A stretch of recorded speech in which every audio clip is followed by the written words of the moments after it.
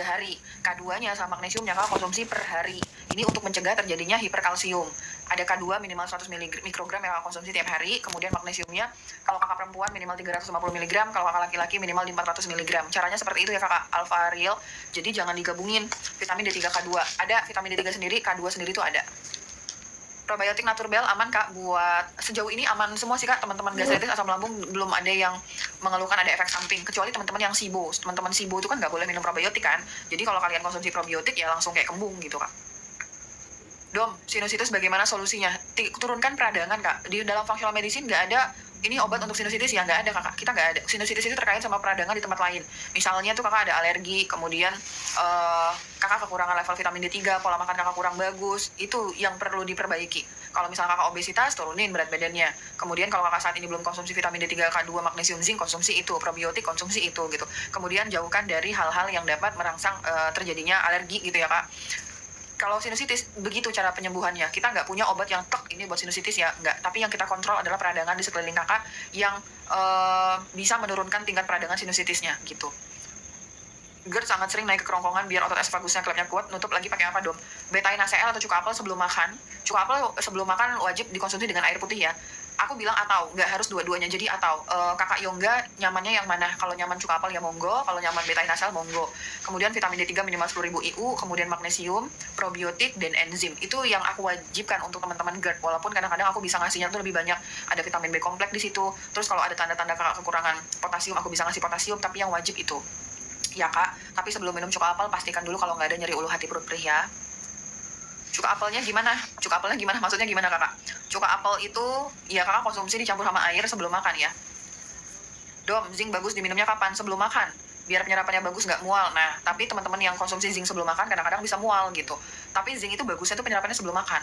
Dom, bisa konsumsi betaine sebelum tidur? Bisa, untuk mencegah terjadinya asam lambung naik. Kalau pada teman-teman GERD itu kadang-kadang tuh, Dom saya tuh GERD ya Dom. Kalau kakak ini kan bukan GERD, tapi boleh kakak. Saya tuh GERD ya Dom. Terus saya tuh kalau tidur suka banget kebangun-bangun, karena ngerasa ada yang naik. Terus tiba-tiba dada saya nyesek gitu ya Dom. Itu kakak minum sebelum tidur, kakak minum betaine ACL. Biar waktu kakak tidur nggak ikutan naik tuh asam lambungnya. Kan asam lambungnya itu kan, ini kerongkongan, ini lambung ya kak. Kalau kakak tidur kan dia sejajar. Nah akhirnya si asam lambung itu tuh bisa naik tuh kak ke kerongkongan.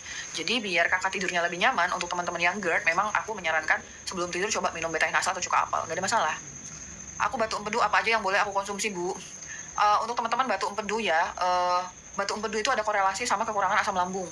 Kalau misalnya kalian kekurangan asam lambung, maka sinyal untuk ke empedu itu juga nggak efektif. Sehingga si empedu tuh nggak tahu kalau dia suruh kerja, jadi dia tidak menghasilkan garam empedunya secara optimal. Nah, garam empedu itu tugasnya untuk mengatasi kelebihan kolesterol. Karena garam empedunya itu tidak terproduksi secara optimal, akhirnya kelebihan kolesterol kalian tuh numpuk lah di situ. Lama-lama numpuk, mengeras, jadilah batu empedu gitu. Nah, batu empedu itu ada hubungannya sama kekurangan asam lambung. Makanya kalau misalnya kalian sering dengar, kalau batu empedu minum cuka apel ya, ya bener kak. Karena kan cuka apel itu kan bisa memperbaiki pH lambung, dia bisa membantu dalam proses penyembuhan batu empedu. Jadi kakak Wirumi, kalau kakak yakin hanya gejala batu empedu, yaitu nyeri di sekitar kanan atas sampai menjalar ke sini, tanpa ada kontribusi dari nyeri ulu hati, yang aku rekomendasikan adalah kakak konsumsi cuka apel 2 sendok makan dicampur segelas air sebelum buka puasa sama sebelum tidur. Sebelum sahur juga bisa kalau nggak ada nyeri ulu hati sama sekali. Kakak Indah makasih ya. Kemudian konsumsi yang namanya Oxbile, itu ada di keranjang kuning Domi Klinik. Oxbile 125 mg kakak konsumsi sesudah makan. Cuka apelnya sebelum makan, Oxbile-nya sesudah makan. Kemudian probiotik mah wajib ya. Probiotik itu dikonsumsi 1 kapsul segera setelah buka puasa, 1 kapsul segera setelah sahur. Kemudian tambahannya adalah BioLift. BioLift 1 hari 3 kali 1 sesudah makan. BioLift itu bagus banget untuk teman-teman yang hepatitis, untuk teman-teman yang perbatu, empeduan gitu, itu bagus. Dan yang terakhir adalah Tutka. Tutka 1 hari 2 kali 1 sesudah makan. Kakak Wirumi itu silakan dipertimbangkan, semoga udah dicatat ya. Beberapa teman-teman batu empedu menunjukkan progresivitas yang baik setelah mengkonsumsi suplemen itu. Tapi tentu aja ya teman-teman, banyak yang khawatir, banyak yang datang ke aku tuh protes ya, ibu Dom, saya tuh nggak pernah makan yang namanya daging sapi, kok saya bisa batu empedu ya Dom gitu. Nah teman-teman, sebenarnya korelasi antara batu empedu dengan daging sapi itu lebih lemah daripada korelasi antara batu empedu dengan makanan gula, junk food, ultra processed food, makanan tinggi olahan karbohidrat. Itu lebih ke arah sana, lebih cenderungnya. Tapi lagi-lagi yang disalahin adalah lemak daging, itu terus yang disalahin. Padahal penyebab dari batu empedu itu adalah gula, junk food, ultra processed food, makanan karbohidrat olahan, bolak-balik sukanya makannya mie instan, itu yang menyebabkan batu empedu kakak. Lebih resiko itu daripada kakak makan daging yang sering disalah-salahin gitu ya kak. Itu yang aku rekomendasikan untuk batu empedu ya. D3K2 magnesium zinc boleh diminum bersamaan dok? Nggak boleh. D3K2 itu larut dalam lemak, magnesium zinc larut dalam air. Kakak Amira dipisah tuh, kakak Kris makasih ya. Minimal setengah jam, 1 jam kakak jeda. D3K kalau aku boleh izin saran ya kak, zinc itu sesudah buka puasa, D3 sesudah sahur, magnesium sebelum tidur. Dom minum magnesium glycinate naturbel boleh buat nyusui boleh. Dom boleh makan ayam broiler. Kalau kakak bisa mendapatkan akses ayam organik itu lebih oke. Tapi kalau misalnya tidak ada, ya sudah, nggak apa-apa. Dicoba saja. Kadang-kadang tubuh kita bisa cukup toleransi terhadap ayam broiler. Tapi untuk teman-teman yang kanker mungkin harus hati-hati ya, karena kan sensitif banget kan kanker terhadap semua zat karsinogenik gitu. Gimana cara ngatur jalan minum obat kalau mau puasa, Domi? Aku nggak puasa sampai sekarang.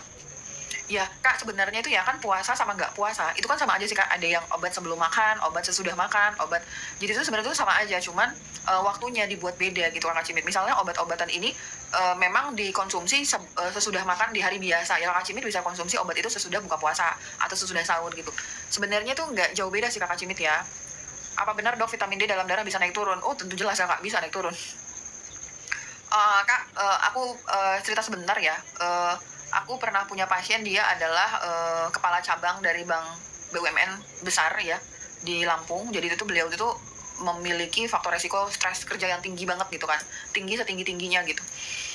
Sulit tidur, kemudian itu benar-benar yang capek. Dari cerita beliau adalah kemudian tuh beliau datang ke aku untuk konsultasi vitamin D3-nya. Nggak ada keluhan sama sekali, cuman kok tiba-tiba 1 bulan ini saya ngerasa badan saya lemah katanya gitu. Saya ngerasa kayak nggak fit gitu. Terus tiba-tiba beliau datang ke aku untuk mengkonsultasikan vitamin D3-nya levelnya itu hanya di 11 gitu.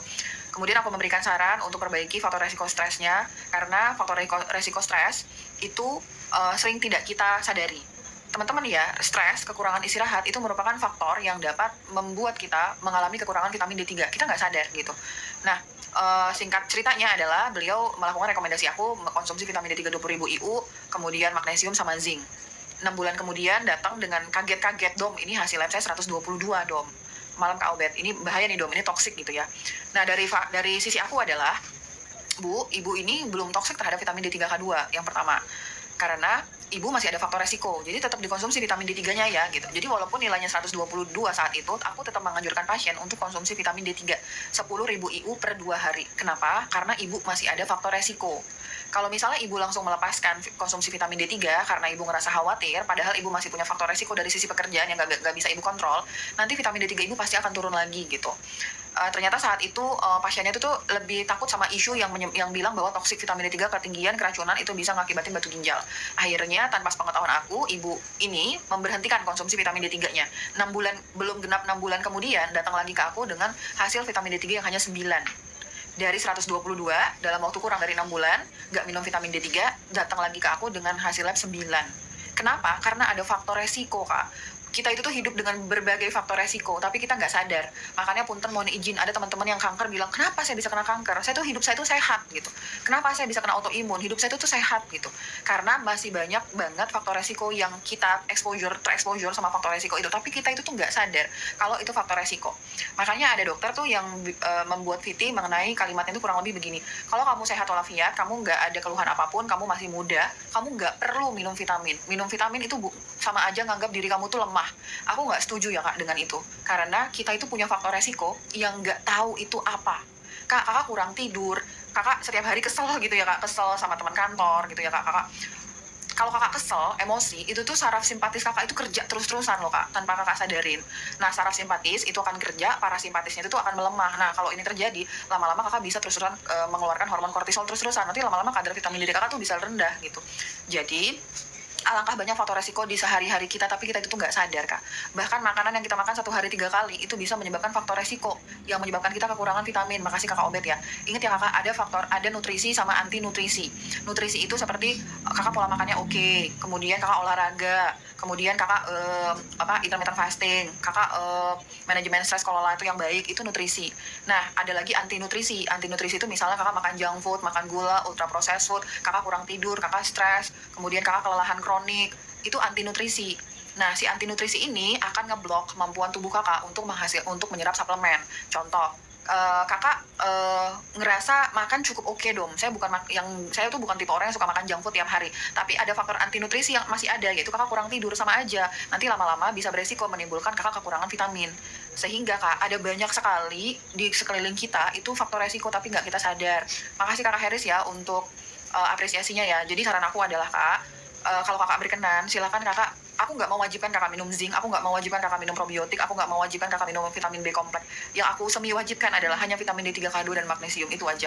Karena magnesium itu bertanggung jawab terhadap 400 reaksi biokimia dalam tubuh kita, termasuk produksi magnesium, produksi energi. Vitamin D3 itu di setiap sel kita itu punya reseptor terhadap vitamin D3. Jadi itu istilahnya itu sel kakak itu membutuhkan vitamin D3 gitu.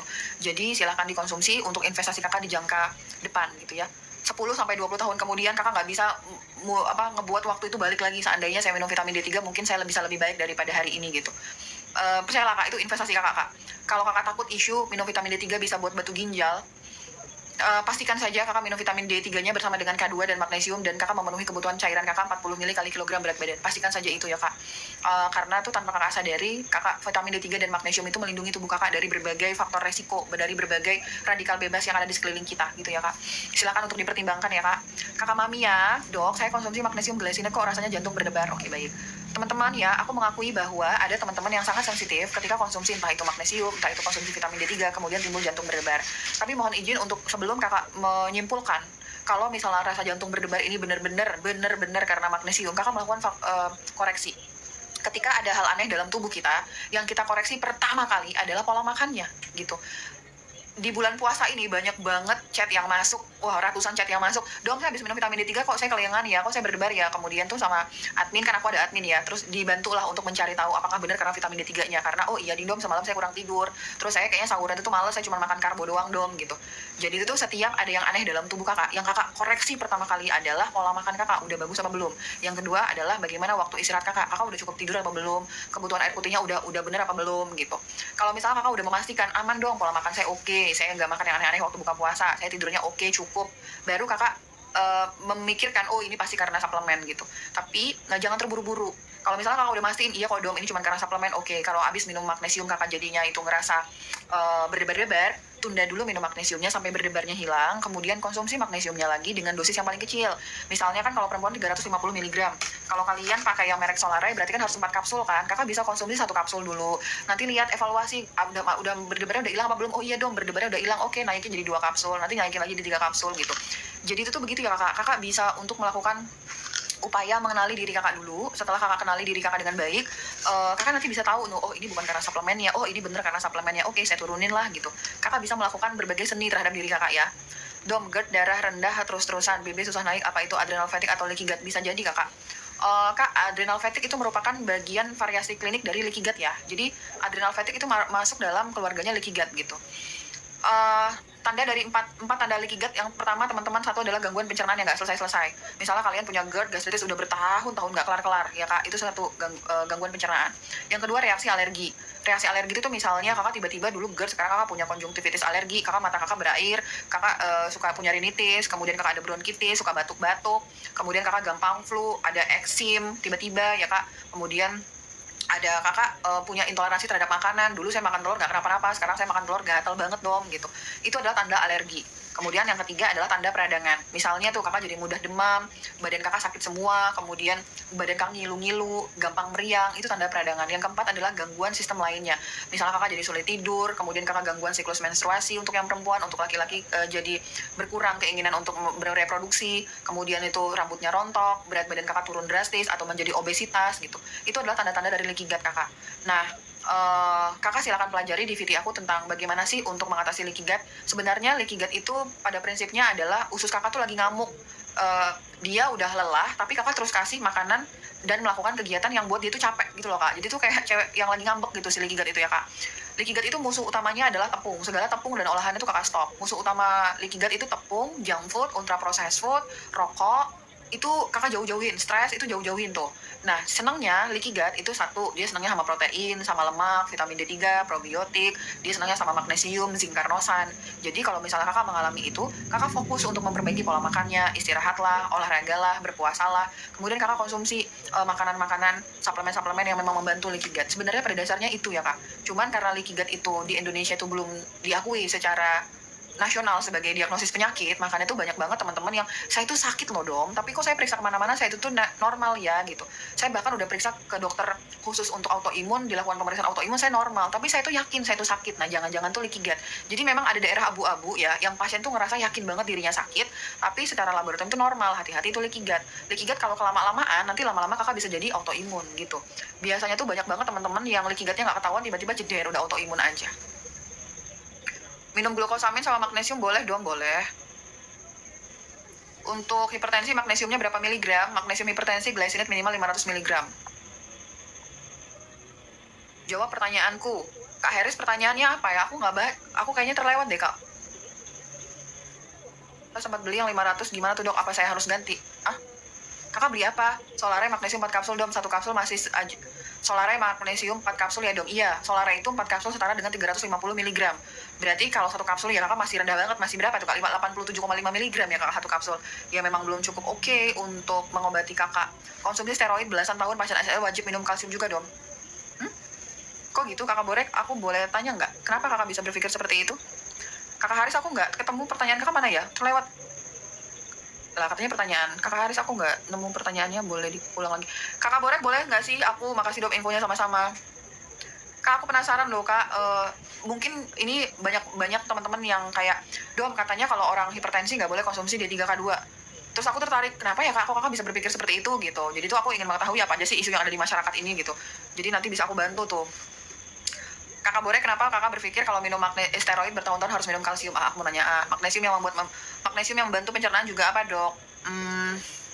Kak, magnesium itu pada dasarnya tidak langsung membantu pencernaan kita ya kak, pada dasarnya ya kak. Tapi magnesium itu, misalnya pada kasus GERD, GERD itu kan terjadi karena ada kelonggaran kerja dari katup LES. Katup itu tuh dia punya otot. Kalau kita ngomong otot itu sangat identik sama namanya kalsium dan magnesium. Magnesium itu relaksasi, kalsium itu kontraksi. Nah, si magnesium hadir untuk membantu GERD itu karena dia memiliki efek relaksasi, di mana dia bisa tuh mengatur si kerja otot yang antara katup esofagus sama katup lambungnya gitu ya kak. Dia kerjanya tuh dia punya kerja sendiri, tapi aku tuh khawatirnya teman-teman yang dom saya sudah minum magnesium tapi kok saya tetap emah ya gitu. Dia membantu secara direct untuk kasus tertentu, tapi dia juga kadang-kadang hanya untuk sebagai penunjang. Intinya adalah kalau kalian memiliki masalah pencernaan dengan minum magnesium belum tentu 100% masalah kalian tuh hilang, langsung terpecahkan gitu ya kak. Yang mau aku sampaikan itu. Ureum 55, kreatinin normal, ureum 55, kreatinin normal, boleh minum magnesium. Kreatininnya normal kan Bapak Haris, kalau misalnya normal mah nggak apa-apa, magnesium. Magnesium itu harus hati-hati pada pasien yang penurunan fungsi ginjal yang lagi cuci darah. Berarti GFR-nya di bawah 15. Untuk teman-teman yang cuci darah, harus hati-hati minum magnesium. Tapi kalau teman-teman penurunan fungsi ginjal tapi belum cuci darah, nggak apa-apa minum magnesium. Kakak Borek di mana dia berada? Kakak Borek, bener dok, pola makan masih berantakan, tidur juga masih kurang karena menyusui magnesium saya 500 dok. Oke, nggak apa-apa, salah. Lah mana si kakak Borek ya, periksa darah leaky gut. Leaky gut itu kalau untuk menentukan leaky gut kakak periksanya namanya zonulin. Di Indonesia belum ada kak. Negara yang paling dekat kita yang bisa periksa zonulin itu Singapura. Pasien aku penasaran banget pengen periksa zonulin sampai ke Singapura. Menurut aku sih nggak perlu ya kak, kakak ngabisin uang ke Singapura cuma buat periksa zonulin ya. Kakak perhatikan aja pola makan, kakak konsumsi suplemen yang buat ngademin usus, menurut aku itu lebih bisa menghemat biaya gitu. Tapi kalau kakak ya ada kelebihan rezeki mau ke Singapura ya nggak apa-apa. Dom Gastro Comfort minum sebelum atau sesudah makan? Nah jenis nih cakep nih kakak Prangko namanya kakak Prangko, pertanyaan cakep nih. Dom, magnesium yang untuk batu kemih apa magnesium sitrat? Jadi ada jenis magnesium namanya magnesium sitrat, itu bagus banget untuk teman-teman yang perbatu-batuan. Jadi itu batu ginjal, batu kemih kakak ya, batu saluran ginjal, kakak konsumsinya magnesium sitrat. Kalau hipertensi, diabetes itu magnesium glycinate. Dok kalau lagi haid tetap minum magnesium apa berhenti minum aja tuh kakak? Minum nggak boleh. Kakak Haris di scroll, aku udah jawab ya. Aku menunggu kakak Borek mana ya. Aku pengen tahu loh apa sih yang ada di masyarakat isunya, jadi biar bisa aku bantu untuk menyelesaikannya. Karena efek samping steroidnya bisa buat osteoporosis. Oke, terima kasih kakak Borek. Jadi begitu ya. Teman-teman ini ada pertanyaan bagus dari kakak Borek ya. Kakak Borek itu sebentar lagi ada nulis tentang steroid. Mungkin karena steroid bikin osteoporosis dong. Oke baik. Terima kasih untuk jawabannya. Teman-teman ada pertanyaan dari kakak Borek, itu bertanya dong kalau saya minum steroid bertahun-tahun, di mana steroid itu kan memang steroid itu bukan cuma menimbulkan osteoporosis ya kak, steroid itu bisa buat kakak jadi punya resiko diabetes, buat kakak jadi punya resiko hipertensi gitu. Jadi steroid itu memang memiliki efek samping yang begitu kompleks gitu. Tapi memang di satu sisi di dalam teori konvensional medicine steroid itu dibutuhkan gitu. Jadi itu aku tidak mau mendebat untuk itu. Teman-teman kalau saat ini kalian itu lagi konsumsi steroid di bawah pengawasan dari dokter spesialis penyakit dalam, silakan saja. Tapi dengan semangat, sampai kapan ya saya harus minum steroid, karena tuh di dalam buku-buku itu udah banyak sekali ya, kakak searching aja ya di Om Jujul, itu udah banyak banget teori-teori yang menyebutkan betapa banyaknya efek samping dari steroid gitu.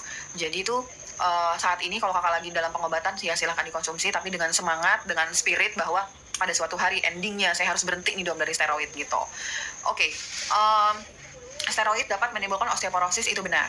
Osteoporosis itu bahasa Indonesianya mungkin tulang kropos ya kak. Kenapa sih tulang bisa kropos gitu? Sebenarnya teman-teman sebangsa dan setanah air, di dalam tulang kita itu tidak melulu isinya kalsium kakak borek. Jadi terkenal di sini adalah tulang itu kaitannya dengan kalsium. Selalu itu terus yang dipasangkan. Kalau kalian ingin menjaga tulang sehat, minumlah susu kalsium. Padahal susu kalsium ya banyak mengandung gula dan kalsiumnya cuma sedikit banget. Itu marketing. Lebih baik kalian jangan menghabiskan uang kalian untuk beli susu kalsium ya. Itu adalah saran terjujur dari aku ya kak. Karena tuh kalsiumnya cuma sedikit tapi gulanya ada, karbohidratnya ada. Nggak usah. Oke, balik lagi ke pertanyaan kakak borek adalah tulang itu tidak hanya isinya tuh kalsium tok ya kak. Di dalam tulang itu isinya terdiri dari protein dan trace mineral. Protein dan trace mineral. Protein tuh dari kolagen, kemudian tuh dari asupan makanan protein hewani. Itu yang harus kakak perhatikan kalau kakak mau terhindar dari osteoporosis. Yang kedua adalah trace mineral. Mineral yang penyangga tulang itu bukan the only one hanya kalsium kakak. Ada potasium, ada magnesium, ada fosfor, ada manganese, ada boron di situ. Memang kalsium juga ada, tapi bukan hanya kalsium saja. Nah, aku nggak tahu nih di Indonesia ini kencang banget harus minum susu kalsium untuk menjaga tulang. Padahal tulang itu penyumbang terbesarnya itu tuh protein. Setelah protein, penyumbang terbesarnya adalah mineral. Mineral itu terdiri dari berbagai macam mineral, bukan hanya kalsium saja. Sekarang kita pertanyaan kakak borek lagi. Oke, kakak minum steroid takutnya osteoporosis karena bisa buat, perlu nggak saya minum kalsium? Teman-teman, di dalam functional medicine sangat melarang kalsium, sangat melarang kalian untuk mengkonsumsi kalsium pada kondisi satu, perempuan yang menopause, mohon izin jangan minum kalsium dalam bentuk apapun kak. Kalau kakak udah menopause, jangan konsumsi kalsium dalam bentuk apapun. Walaupun kakak dilakukan ronsen, oh tapi ronsen saya tuh osteoporosis dong. Jangan kakak. Yang kedua, kakak yang usianya laki-laki, usianya di atas 60 tahun. Kalau aku sih di atas 50 tahun aja lah kak ya. Soalnya kan takutnya pola hidupnya nggak oke. Jangan konsumsi suplementasi kalsium. Kemudian teman-teman GERD, jangan konsumsi kalsium karena nanti GERD-nya makin berat kalau minum kalsium. Kenapa dong? Karena yang pertama, sudah banyak penelitian ini kak ya, yang menyebutkan bahwa hadirnya kalsium, konsumsi suplementasi kalsium pada perempuan yang menopause dan teman-teman yang udah usia senior itu dapat meningkatkan resiko terjadi gangguan jantung dan bahkan kematian. Walaupun nilainya hanya 3-5% ya kak, tapi itu ada yang meninggal loh kak. 3-5% walaupun sedikit ya kak, tapi itu ada kejadiannya. Jadi kalau kakak mau main aman, jangan konsumsi kalsium. Awalnya ibu saya dikasih dokter vitamin kalsium dok setelah operasi tulang. Betul kakak. Ini adalah terjadi perbedaan pendapat antara dokter fungsional dan dokter konvensional. Kalau dokter konvensional masih memberikan kalsium pada teman-teman yang usianya tua gitu. Tapi kalau dokter fungsional tuh nggak mau memberikan kalsium sama sekali. Karena dapat meningkatkan faktor resiko. Ini karena perbedaan pendapat ya kak. Aku tidak bermaksud untuk bilang dokter konvensional salah kalau ngasih kalsium. Ini perbedaan pendapat.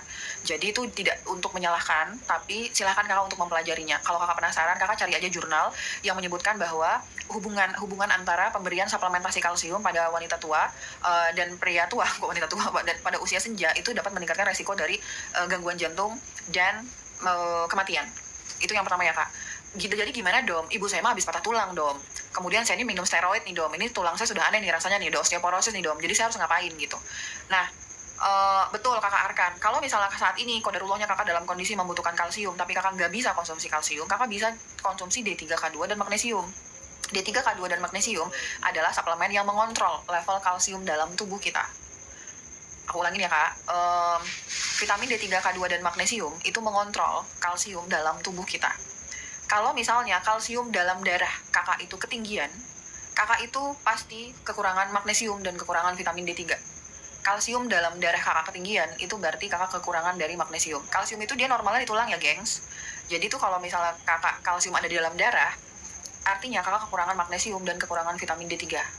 Kelebihan magnesium dalam darah itu bisa berisiko fatal menimbulkan kematian. Jadi secara sama dengannya, kalau kakak kelebihan kalsium, itu artinya kakak kekurangan vitamin D3 dan magnesium. pengennya kita itu kalsium itu nggak mengendap di dalam darah. Kita pengennya tuh kalsium itu terdeposit bagus di tulang. Kan tujuan kakak minum kalsium kan untuk memperbaiki tulang kan kak. Nah disitulah peran vitamin D3, K2 dan magnesium untuk melakukan regulasi. Kalau kakak cuma konsumsi kalsium tok, si kalsium itu akan bernumpuk di darah karena nggak ada yang melakukan regulasi. Tapi kalau kakak konsumsi vitamin D3, K2 dan magnesium, ada yang melakukan regulasi. D3 itu untuk menyerap kalsiumnya, K2 itu untuk mencegah si kalsium numpuk di darah dan naruhnya di tulang, si magnesium itu untuk meningkatkan absorpsi dari vitamin D3 yang nyerap si kalsium. Jadi kalau dokter functional medicine lebih sukanya pada orang tua yang osteoporosis, itu lebih sukanya ngasihnya itu adalah vitamin D3, K2 dan magnesium, bukan kalsiumnya. Karena sangat rentan, pembuluh darah kita itu sifatnya elastis ya kak, tapi karena berbagai faktor, karena kolesterol yang teroksidasi sama gula, kakak merokok punten, kakak junk food, kakak obesitas, kakak hipertensi, menimbulkan elastisitas dalam pembuluh darah kita itu terganggu. Nah udah terganggu, kakak masukin lagi kalsium, makin sensitif, ceder, makin ada plak nanti di situ, jadilah penyumbatan pembuluh darah di jantung gitu. Sehingga kakak, aku sangat menganjurkan untuk kakak yang osteoporosis di sini, yang kakak perhatikan adalah asupan protein kolagen kakak, kemudian kakak perhatikan bagaimana vitamin D3, K2 dan magnesium kakak. Kakak, steroid, kakak borek steroid itu bentuk sintetik dari kortisol. Kortisol itu adalah si hormon yang diproduksi di kelenjar adrenal kita. Vitamin D3 dalam dosis di dalam functional medicine teorinya ya kak, vitamin D3 minimal 30.000 IU itu memiliki cara kerja yang hampir sama dengan steroid. Jadi jalan tengahnya adalah kakak-kakak di sini yang pengen lepas dari obat steroid, kakak pastikan kakak bisa dan kakak konsumsi vitamin D3, K2 minimal 30.000 IU bersama dengan magnesium. Dengan hadirnya vitamin D3, K2 di situ minimal 30.000 itu bisa mengaktifkan kembali kelenjar adrenal atau sistem alamiah tubuh kakak yang mungkin ter-shutdown karena kakak konsumsi steroid. Jadi kalau kalian itu ngasih, kan steroid itu kan obat anti peradangan toh. Steroid itu kan obat anti peradangan. Harapan dari dokter konvensional adalah untuk mengendalikan dan menekan peradangan. Makanya kakak dikasih steroid. Bayangin tapi kalau tubuh kakak terus-terusan tertekan, misalnya nih ya, autoimun itu kan dia kan lagi heboh banget tuh kak, autoimun tuh kan kak. Lagi, dok tolong jawab penderita GERD, saya sering sakit pinggang. Kakak Mimi sebentar aku kelarin steroid dulu boleh ya. Kalau misalnya nih kak, autoimun itu kan lagi peradangan. Orang yang lagi peradangan tuh kayak orang lagi ngamuk gitu loh kak. Akhirnya hadir steroid itu untuk dikurung peradangannya, biar nggak ngamuk. Sama steroid itu dikurung. Ini aku logika sederhana aja ya kak. Nah, karena dia itu dikurung sehingga peradangannya itu bisa dikendalikan. Tapi lama-lama kak, sifat naluri itu pasti lama-lama dia menjadi pasif, kemudian dia tidak aktif lagi, kemudian dia tidak ceria lagi gitu. Sifat alaminya itu seperti itu. Dia karena tertekan. Begitu juga tubuh kita. Peradangannya adem kak. Makanya teman-teman yang autoimun itu ketika dikasih obat steroid ya adem, bagus kondisinya. Tapi lama-kelamaan akan menimbulkan berbagai efek samping, dan lama-kelamaan sifat alamiah tubuh kakak yang ceria itu karena terlalu lama dikurung tanda kutip itu nanti akan tidak aktif lagi gitu. Makanya tuh teman-teman yang udah minum lama steroid itu susah banget untuk lepas. Begitu lepas langsung sakit badan doang, masya Allah nggak bisa gerak, megang aja saya nggak bisa kalau nggak minum steroid itu doang. Memang seperti itu kak. Nah vitamin D3 dosis minimal 30.000 IU itu mampu untuk menyamai kerjanya si steroid. Cuman ini memerlukan durasi yang panjang banget ya kak. Kakak minimal minum vitamin D3 itu 3 bulan sampai 6 bulan baru bisa menggantikan steroid. Halo kakak Sultan. Jadi itu kalau misalnya kakak mau pengen lepas dari steroid, yang bisa aku rekomendasikan minum vitamin D3 minimal 30.000 IU, kemudian magnesium tentu aja, kemudian probiotik, kemudian kakak konsumsi kelenjar adrenal. Kelenjar adrenal itu untuk mengaktifkan kembali kelenjar adrenal kakak yang off karena konsumsi steroid. Semoga membantu ya teman-teman, karena tuh steroid itu isu yang banyak sekali di masyarakat kita, apalagi aku tinggal di daerah kabupaten ya, dimana apotek-apotek itu mudah sekali memberikan obat steroid. Bahkan tuh teman-teman apotek itu, saya sakit badan pakai apa nih, pakai obat anti nyeri dan steroid ini gitu. Bahkan tuh steroid dexamethasone itu dianggap sebagai obat dewa gitu. Jadi tuh memang itu sayang banget. Penggunaan steroid yang tidak rasional, tidak bijaksana itu dapat mengakibatkan autoimun. Jadi hati-hati ya teman-teman ya.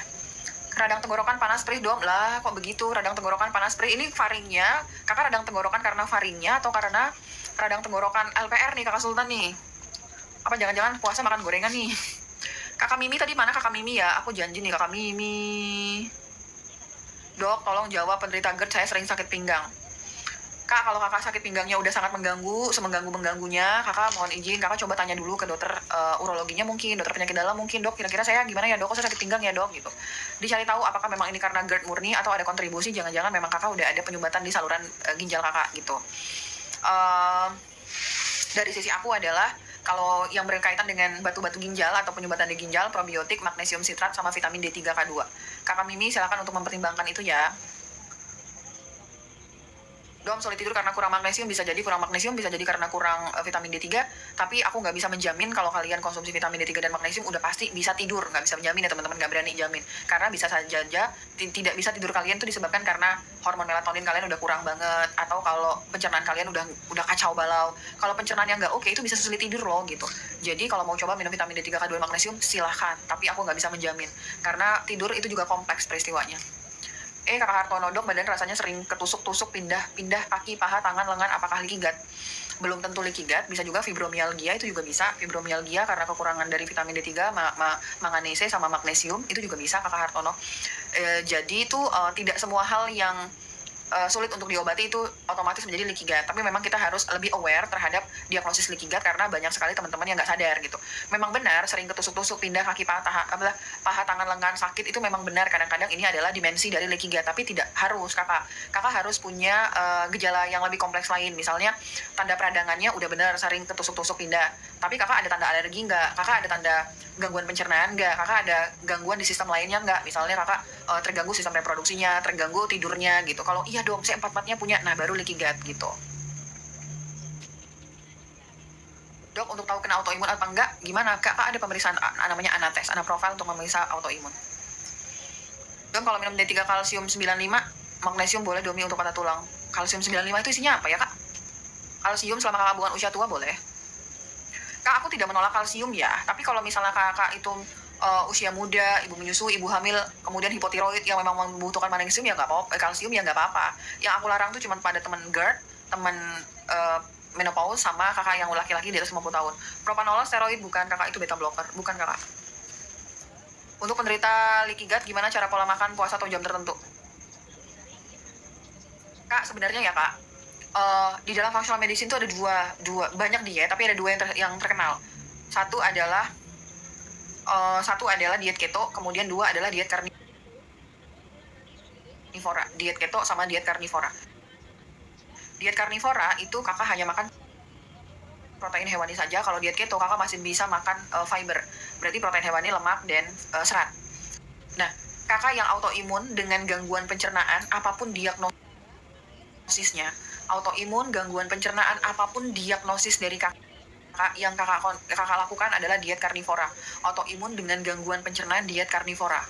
Tapi kalau dengan autoimun, kakak misalnya punya SLE, tapi saya pencernaan saya oke dong, saya nggak ada masalah, saya nggak mual, saya nggak begah, bagus pokoknya, kakak cukup diet keto saja, gitu ya kak. Itu cara pola dietnya ya. Menopause harus minum vitamin D3K2, oh jelas, minimal 10.000 IU kakak. Kalau magnesium dengan probiotik dulu nggak apa-apa dong, cara minumnya gimana? Kalau kakak mau gabungin magnesium probiotik nggak apa-apa. Cara minumnya gimana dok? Magnesiumnya bukan glycinate berarti ya? Maksudnya gimana? Magnesium bukan glycinate. Magnesium glycinate itu yang magnesium paling stabil, kakak Mimi silakan dikonsumsi. Kadang tenggorokan karena LPR, domi habis sahur saya tidur. Oh walah kakak Sultan. Kak, begini ya kak, tadi ada yang minta dibahas LPR. LPR itu kalau GERD atau asam lambung itu naik ke kerongkongan, itu adalah GERD. Tapi kalau asam lambung naik ke arah tenggorokan, itu namanya LPR. Itu perbedaannya ya kak. LPR itu lebih banyak yang menemukan dokter THT, karena kalian tuh berpikirnya, aduh saya sakit tenggorokan dong, ini pasti saya ada masalah dengan THT saya gitu. Ternyata sama dokter THT-nya, oh enggak kak, ini mah bukan dari THT, ini mah dari LPR gitu. Karena banyak yang menemukan LPR itu dokter-dokter THT gitu, spesialis THT. Nah, itu benar yang disampaikan sama kakak Sultan ya teman-teman ya. Kalau misalnya kalian itu punya kebiasaan makan langsung blek tidur, itu bisa berakibat fatal terhadap, nggak fatal punten, itu bisa berakibat akan menimbulkan resiko naiknya asam lambung kakak. Ya suka-suka dia kak, kalau dia naiknya ke kerongkongan jadi GERD, kalau dia naiknya sampai tenggorokan nanti kakak jadi LPR. Jadi mohon untuk teman-teman yang GERD di sini, yang LPR di sini, esofagitis di sini, hiatal hernia di sini pun tentu teman-teman ya, minimal mah idealnya 3 jam loh minimal idealnya untuk orang yang sakit gitu ya. Jarak antara kalian rebahan sama makan itu minimal 3 jam. Makanya kalau makan malam itu usahakan tuh paling malam tuh jam 7 malam atau jam 6 malam, jam 6 sore ding. Tapi kalau biar kalian tuh jam 9 bisa untuk rebahan. Nah kakak Sultan mah abis sahur langsung terbahan, ya akan meningkatkan resikonya. Kakak Sultan aku doain semoga cepat sehat walafiat kembali ya. Jadi itu satu pantangan teman-teman GERD dan LPR adalah kalau habis makan jangan langsung tiduran. Ada namanya katup LES, katup antara kerongkongan dan lambung. Katup ini terbuka saat kalian makan dan akan tertutup saat makanannya itu udah mulai masuk ke dalam lambung. Dia belum tertutup, kaliannya mah udah tidur. Jadi dia masih kebuka nih. Ya udah naiklah si asam lambungnya ke arah tenggorokan kerongkongan. Untuk pengobatan LPR, untuk pengobatan GERD, terapinya sama. Kalau dari sisi functional medicine, beta-in HCl atau cuka apel, silahkan kakak konsumsi, tapi mohon izin dipastikan dulu tidak ada nyeri ulu hati, perut perih sedikit pun, seujung kuku pun kakak nggak ada perut perih, aman dok, perut saya nggak ada perih. Silahkan konsumsi cuka apel atau beta-in HCl sebelum makan. Cuka apel wajib dikonsumsi dengan air putih ya kak, jangan langsung minum cuka apel, nanti asam banget gengs. Enzim, vitamin D3, K2, magnesium itu bisa dikonsumsi ya kakak, silahkan dipertimbangkan. Malam dom, kalau pakai omega 3 fish oil minum pengencer darah nggak apa-apa. Aku juga dapat pertanyaan, emang apa hubungan sih kak omega 3 sama pengencer darah? Nggak apa-apa. Kakak kalau kakak minum pengencer darah tuh kakak baru nggak boleh minum natosera atau natokinase. Pilih salah satu. Kakak mau ikut mana, fungsional atau konvensional? Kalau kakak mau ikut fungsional, kakak minum pengencer darahnya dalam bentuk natosera atau natokinase. Bagus banget itu dalam memperbaiki penumpukan plak di jantung kita. Pakai natokinase atau natosera. Kalau kakak minum pengencer darahnya Clopidogrel, Aspilet, itu kakak masih boleh minum vitamin K2, masih boleh minum natosera, natokinase. Tapi kalau kakak konsumsinya adalah warfarin, obat golongan warfarin seral atau pengencer darahnya, kakak dilarang keras untuk konsumsi K2, dilarang untuk konsumsi natokinase, natosera ya kak. Selain itu boleh. Domi apakah omega 3? Udah tadi ya. Beda tapi ya. Domi kakak obat ding ini. Kok sama pertanyaan omega 3 ya? Domi apakah omega 3 bisa menyebabkan peningkatan aritmia? Enggak. Kak omega 3 kakak obet lihat ge. Aku waktu kemarin tuh lihat challenge influencer luar negeri ya. Dia melakukan eksperimen terhadap dirinya 30 hari konsumsi omega 3 apa yang terjadi gitu.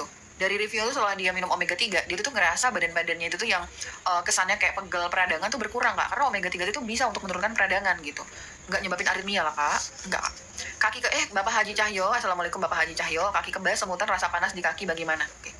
Teman-teman yang merasa seperti Bapak Haji Cahyo ya, makasih dok Mia sama-sama.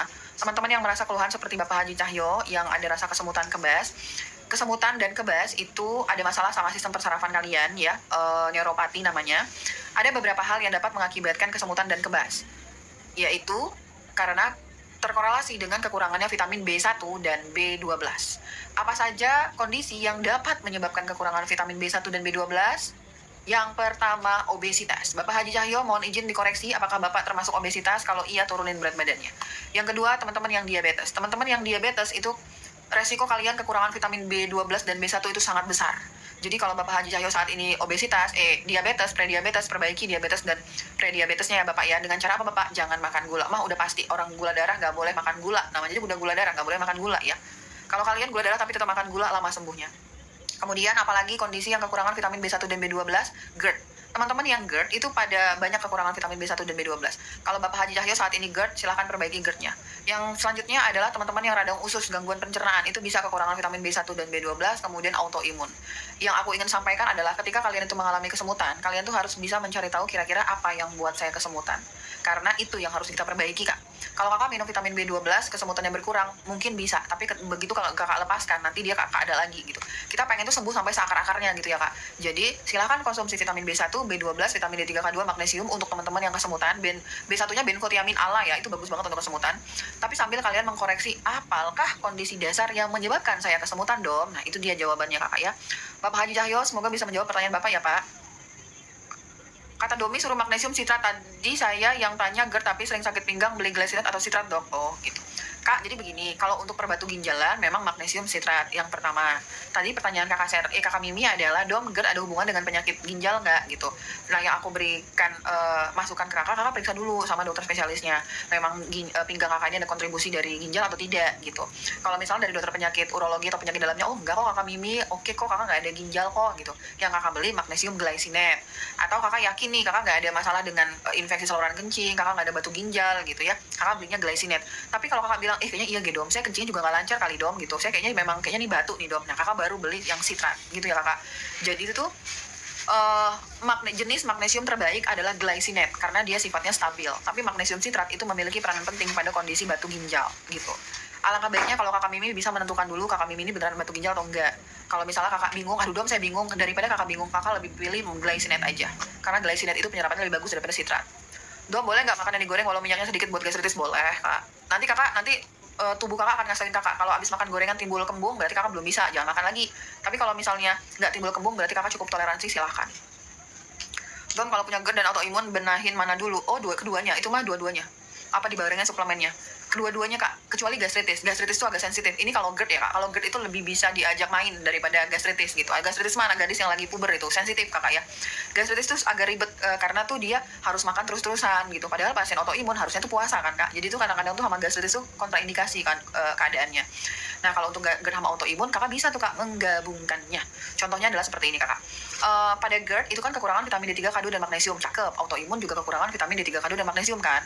Pada GERD itu kekurangan probiotik. Pada orang autoimun mah udah pasti juga kekurangan probiotik gitu. Pada GERD itu bisa kakak konsumsi zinc carnosine. Autoimun juga butuh zinc gitu. Jadi kalau GERD dan autoimun bisa. Untuk teman-teman ya, untuk teman-teman hayo di sini dengerin. Suplemen yang aku wajibkan pada pasien autoimun adalah vitamin D3, K2 minimal kalau dari aku 20.000, dari aku ya 20.000. Vitamin D3, K2 minimal 20.000 IU. Kemudian magnesium, kalau kalian perempuan pakainya magnesium dari Solaray bisa 350 mg setara dengan 4 kapsul. Perempuan berat badannya kurang dari 60 kilo, hayo tunjuk jari, pakainya Solaray 2 kapsul sesudah buka puasa, 2 kapsul sebelum tidur. Perempuan kurang dari 60 kilo. Kemudian perempuan lebih dari 60 kilo atau laki-laki berapapun usianya pakainya magnesium dari Deal Maximum Strength. Ini Maximum Strength ini lebih kuat 500 mg per 3 kapsul, 2 kapsul sesudah buka puasa, 1 kapsul sebelum tidur. Dom, saya mah sehat walafiat dom, saya nggak ada keluhan sama sekali, mah saya cakep, cuman pengen jaga imunitas doang dom. Konsumsinya apa? Kakak sehat walafiat, nggak ada keluhan sama sekali, konsumsinya magnesium glycinate 1 kapsul sebelum tidur. Sehat walafiat, cakep, nggak ada keluhan, cuma ingin jaga imunitas, pakainya magnesium glycinate 1 kapsul sebelum tidur. Perempuan di atas 60 kilo, laki-laki pakainya BB di atas 60 kilo, ini pakainya Maximum Strength. Kalau misalnya di bawah 60 kilo pakainya magnesium glycinate. Kakak semangat ya, udah dicatat ya, udah tahu ya. Oh iya, untuk teman-teman yang autoimun, aku merekomendasikan sekali kalian konsumsi probiotik dari jenis Lactobacillus reuteri. Itu cakep banget kak untuk autoimun. Jadi Lactobacillus reuteri itu sudah banyak yang meneliti memiliki kemampuan untuk menurunkan peradangan. Bahkan ada yang mengkorelasikan dengan nilai CRP. Itu bisa menurun karena Lactobacillus reuteri. Tapi ya tentu aja dengan pola makan juga bagus ya kak gitu. Jadi silahkan. Dom, kalau minum obat darah tinggi boleh minum Natosera. Oke. Kakak, vitamin itu, suplemen itu sifatnya asik ya dia kak. Jadi itu gini, tujuan kakak minum vitamin D3, K2 untuk obesitas dong. Tapi nanti ketika kakak minum vitamin D3, K2 yang sehat itu bukan cuma obesitasnya doang kak, tapi kakak juga nyehatin jantung, kakak nyehatin ginjal, kakak nyehatin GERD kakak meningkatkan sistem imunitas kakak. Asiknya tuh seperti itu kalau minum vitamin. Kan kalau minum obat kan misalnya kakak sakit kepala, ya cuma bisa minum obat sakit kepala, nggak mungkin obat sakit perut bisa diminum untuk obat sakit kepala gitu ya kak. Kalau obat itu begitu, tapi kalau vitamin kakak minumnya ini, tapi dia bisa main kemana-mana, itu asiknya vitamin. Nah pertanyaannya adalah kalau darah tinggi saya boleh minum Natosera dong? Boleh. Natosera, udah tahu dia di mana dia kak? Natosera, ini dia. Natosera itu merupakan gabungan dari natokinase dan serapeptase. Sebenarnya ini tidak hanya terbatas untuk teman-teman yang hipertensi. Teman-teman usia tua, selama tidak ada perdarahan ya, aku bilang sekali lagi ya, selama tidak ada perdarahan, tapi kalian kayak pengen ngedetoks pembuluh darahnya, kalian bisa untuk mempertimbangkan pakai Natosera selama tidak ada perdarahan. Dom, kalau ada perdarahan boleh nggak dom? Nggak boleh. Haram hukumnya minum Natosera pada kasus perdarahan. Nanti perdarahannya makin banyak. Perdarahan tuh kayak apa dom? Misalnya, kakak punya resiko gampang mimisan, kemudian kakak saat ini lagi sakit mah yang ada muntahnya darah, lagi sakit TBC, batuk darah, kemudian tuh kakak tipe-tipe yang kencingnya ISK, kemudian kencing berdarah gitu. Kalau kakak ada resiko perdarahan tidak boleh minum Natosera. Tapi untuk teman-teman yang mungkin ada budget pengen detoksin pembuluh darah kalian, boleh banget minum Natosera. Natosera ini kalau di dalam functional medicine ibaratnya itu kerjanya gini ya kak. Ini kan pembuluh darah kita makan gorengan, merokok, makan lagi junk food, makan lagi gula, pembuluh darah kita itu nanti terisi sama plak-plak hasil oksidasi kolesterol. Si plak-plak ini nanti nyumbatin pembuluh darah. Aturan kan pembuluh darah kita kan alirannya kan lancar kan kak, kayak jalan tol kak, lancar, nggak ada hambatan. Tapi karena ada plak-plak di sinilah dia, akhirnya tuh alirannya nggak lancar. Nah kalau alirannya nggak lancar, bayangin kak, aliran nggak lancar itu dapat meningkatkan tekanan lah, makanya bisa salah satu mekanisme terjadinya hipertensi karena ada hambatan di saluran peredaran darahnya. Makanya tuh ada influencer yang bilang kalau kalian darah tinggi pakai natokinase atau Natosera ya, itu kesana poinnya. Tapi tidak hanya terbatas untuk teman-teman yang darah tinggi, teman-teman yang misalnya punten sadar diri gitu ya, dom saya mau udah tua, saya suka makan aneh-aneh, saya ngerokok pula dom, belum lagi kalau buka puasa saya makan gorengan dom gitu. Selama kakak tidak ada perdarahan, selama kakak ada budget, kakak boleh minum natokinase atau Natosera untuk memperbaiki elastisitas pembuluh darahnya gitu. Jadi asiknya adalah tuh nggak cuma terbatas untuk teman-teman yang hipertensi ya kakak gitu. Dom saya minum bisoprolol setiap hari, apa boleh minum magnesium untuk GERD-nya? Kak, aku kurang paham kenapa kakak minum bisoprolol. Kalau kakak minum bisoprolol tujuannya untuk menurunkan tekanan darah, kakak harus evaluasi tekanan darah kakak berapa. Kalau tekanan darah kakak di bawah 90/60, kakak jangan minum magnesium dulu, tunda dulu. Tapi kalau enggak, silakan, enggak apa-apa. Dok, kapan minum vitamin B1, B12, probiotik, magnesium, glycinate, dietikalis dengan buat GERD? Ini pada bulan puasa atau enggak nih kak? Kak, kalau aku sebenarnya ya nih kak, ini sebenarnya ya kak, vitamin B kompleks itu boleh dikonsumsi kapan aja, nggak ada ketentuan khusus kalau vitamin B kompleks. Yang penting vitamin B kompleks larut dalam air. Kalau minum vitamin larut dalam air, pastikan kecukupan air putih kakak itu tuh mumpuni, tercukupi gitu. Tapi selama bulan Ramadan ini sesuai dengan live aku ya teman-teman ya. Kalau aku lebih sukanya vitamin larut dalam lemak itu ditaruh di sahur. Vitamin larut dalam lemak ditaruh di sahur, tapi vitamin larut dalam air ditaruh di buka puasa selama kakak tidak ada intoleransi. Misalnya saya minum vitamin B kompleks kata Domi bagusnya pas buka puasa, ternyata waktu saya minum buka puasa saya nggak bisa tidur, itu berarti kakak intoleransi, berarti kakak minumnya di sahur. Selama kakak tidak ada intoleransi, aku lebih suka minum vitamin B1, B12 probiotiknya itu di buka puasa, magnesium sebelum tidur, zincnya juga buka puasa, D3-nya nanti sesudah sahur. Aku lebih senang seperti itu.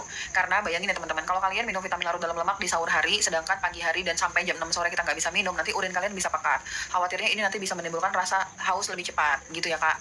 Aku hanya mempertimbangkan di situ saja, selama kakak tidak ada intoleransi gitu. Kalau kalian menempatkan vitamin larut dalam air di lemak di sahur, misalnya ada vitamin D3, COD liver oil, omega 3 fish oil, SMCT oil, vitamin A, vitamin E. Nah, vitamin larut dalam lemak itu sifatnya tuh buat kakak kenyang loh kak. Jadi kakak bisa kayak puasa itu tuh bertahan lebih, kenyangnya tuh lebih lama gitu.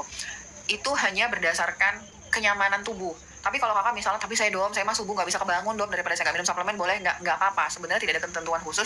Tapi kalau kakak mau buat diri kakak lebih nyaman, kakak bisa mengadaptasi dari cara aku itu, gitu ya kak. Dada panas, salat berjamaah nggak tenang, berdebar-debar seperti yang nervous itu, kenapa ya, kayak gelisah tadi. Kalau kakak tower mengalami ini, kakak belum konsumsi vitamin D3, K2, dan magnesium, konsumsi dulu. Bisa jadi kakak memiliki anxiety, nggak nyaman pada keramaian, itu bisa jadi. Vitamin D3, K2, dan magnesium itu pada beberapa kondisi bisa buat kita adem gitu ya kak. Adem tuh artinya kita bisa mengadaptasi lingkungan. Kalau itu belum bagus juga, udah minum vitamin D3, K2, magnesium belum baik juga, kakak bisa konsumsi adaptogen, seperti kakak konsumsi ashwagandha, itu juga bisa. Nah, dada panas, khawatirnya ini ada kontribusi dari kekurangan asam lambung. Teman-teman yang kekurangan asam lambung memang membuka peluang sangat besar sekali kalian untuk terjadi GERD. Kalau kakak tower hanya dada yang panas tapi nggak ada nyeri ulu hati, perut perih, terbakar sama sekali, silakan konsumsi cuka apel dibarengin dengan zinc carnosine sebelum makan. Gitu. Kakak, ini udah jam 10:30 ya, bagaimana kalau kita sudahan dulu ya? Domi, saya baiknya CO natokinasa apa natosera ya, karena saya ada penyumbatan di jantung. Natosera itu udah kayak seniornya kak. Natosera itu merupakan gabungan dari natokinase dan serapeptase. Jadi natosera lebih powerful daripada natokinase. Kalau kakak tipe-tipe penyempitan jantung yang memang udah lama kronik gitu ya, silahkan natosera aja, menurut aku lebih gong. Tapi ingat kakak obet, bahwasanya kalau kakak memutuskan minum natosera, kakak nggak boleh minum obat pengencer darah dari dokter jantungnya. Kakak pilih salah satu. Tapi dom, saya disuruh minum obat ini dan saya takut loh dom kalau ngelepasin obat pengencer darah dari dokter jantung. Kalau gitu kakak jangan konsumsi natosera gitu. Radang sendi, vitamin D3, K2, magnesium, glukosamin, dan kolagen. Laki-laki 41 tahun, kakak Daji, berat 70 kilo, psoriasis, suplemen yang rekomen dan cara minumnya secara detail mau tanya nyatat dong. Kakak Daji, aku inget sih kak, aku memberikan rekomendasi ke kakak. Cuman aku lupa apa aja yang aku berikan ya kak. Kayaknya kita udah pernah bahas sebelumnya nggak sih kak? Atau kakak catat lagi apa aja suplemen aku rekomendasikan? Gimana cara konsultasi langsung Bu Dokter? Teman-teman, aku terima kasih banget ya. Setelah aku live itu memang banyak banget teman-teman yang memberikan apresiasi ke aku, terus langsung menghubungi nomor Domi Klinik yang ada di akun Dr. Mia Ayu. Cuman tuh memang karena permintaannya sangat banyak, waktu konsultasi aku tuh sekarang tuh available di bulan Juni kak. Kalau kakak berkenan menunggu silahkan, tapi kalau kakak dalam kondisi emergensi gawat darurat, mungkin kakak bisa cari dokter fungsional yang lain gitu. Aku tuh memiliki beban kalau misalnya aku nggak bisa jawab pertanyaan kakak, tapi aku memastikan tuh aku berusaha untuk menjawabnya. Cuman karena yang masuk chat itu banyak sekali ya kak, ratusan, jadi aku perlu waktu untuk menjawab itu satu persatu gitu. Kakak-kakak yang mungkin chatnya belum terbalas atau DM-nya belum terbalas gitu, aku tidak ada maksud sama sekali untuk mengabaikan kakak ya kak. Jadi mudah-mudahan kakak memberikan rasa maaf yang seluas-luasnya, memaafkan keterbatasan aku kalau aku nggak bisa jawab chat kakak gitu ya kak. Aku perlu beberapa hari untuk menjawab, mohon maaf ya kak. Magnesium diminum kapan dan probiotik diminum kapan? Magnesium sebelum tidur, probiotik segera setelah buka puasa. Kesemutannya dikasih vitamin B1, benfotiamin, ada di keranjang Domi Klinik, benfotiamin. Plantar fasciitis, kakak konsumsi benfotiamin ala 1 hari 2 kali 1 sudah makan. Kemudian kakak konsumsinya magnesium sitrat. Kakak konsumsi magnesium sitrat ya, bukan glycinate. Kenapa sitrat dong? Plantar fasciitis itu terkorelasi sama kadar oksalat dalam tubuh kakak. Jadi kakak pakainya magnesium sitrat. Sitrat itu bisa mengikat oksalat. Dan vitamin D3-nya minimal 20.000 IU, kemudian vitamin B12. Benfotiamin ala 1 hari 2 kali 1 sudah makan. B12 1 hari 1 kali. Vitamin D3 minimal 20.000 IU, kemudian magnesium sitrat, kemudian kakak diet purin dan diet oksalat, itu kakak diet. Jangan makan gula, tepung, dan segala turunannya, itu plantar fasciitis itu bisa membaik. Tapi kalau kakak nggak diet, susah. Telinga berdenging bisa jadi pencernaan, bisa jadi karena ada masalah di gangguan saraf. Kakak bisa mempertimbangkan taurin 1 hari 2 kali 1 sesudah makan. Magnesium udah pasti, sama vitamin D3, K2. Restock probiotik lagi dong. Ya Allah kakak, mohon maaf ya kakak, aku lagi terhambat proses impornya. lagi agak susah impor. Makanya tuh banyak yang kosong ya suplemen-suplemen. Telinga berdenging, nah taurin 1 hari 2 kali atau sudah makan, vitamin D3 K2 minimal 20.000 IU, kemudian magnesium. Kalau magnesium dari Solara bisa diminum 2 pagi hari, 2 malam hari, boleh nggak dong? Boleh, nggak ada masalah. Selama kakak nggak tipe ngantukan, kan magnesium buat ngantuk. Takutnya kalau kakak konsumsi pagi hari, kakak nggak bisa kerja, plek tidur terus gitu kak. Tapi kalau kakak toleransinya bagus, mah sok atuh mangga nggak apa-apa. Nah tokinase magnesium bisa diminum bersamaan dengan amlodipin. Jaraknya minimal setengah jam lah ya kak ya, kalau suplemen sama obat medis ya. 1 hari yang sama boleh, tapi jaraknya minumnya itu tuh bener-bener literally-nya tuh di setengah jamin gitu. Magnesium untuk tekanan darah, vitamin yang untuk tekanan darah adalah si magnesium maksimum strength. Ini untuk teman-teman yang benar-benar masalah, perempuan benar-benar lebih dari 60 kilo, laki-laki ada masalah, hipertensi, diabetes, apapun masalah Anda, minumnya magnesium maksimum strength. Tapi kalau kakak cakep, nggak ada masalah apapun, aman, damai, hidupnya sentosa, hanya ingin menjaga imunitas doang, minumnya magnesium dari Naturbell 1 kapsul sebelum tidur. Kalau kakak ada masalah, tapi berat badan kakak kurang dari 60, pakainya Solara ya kakak.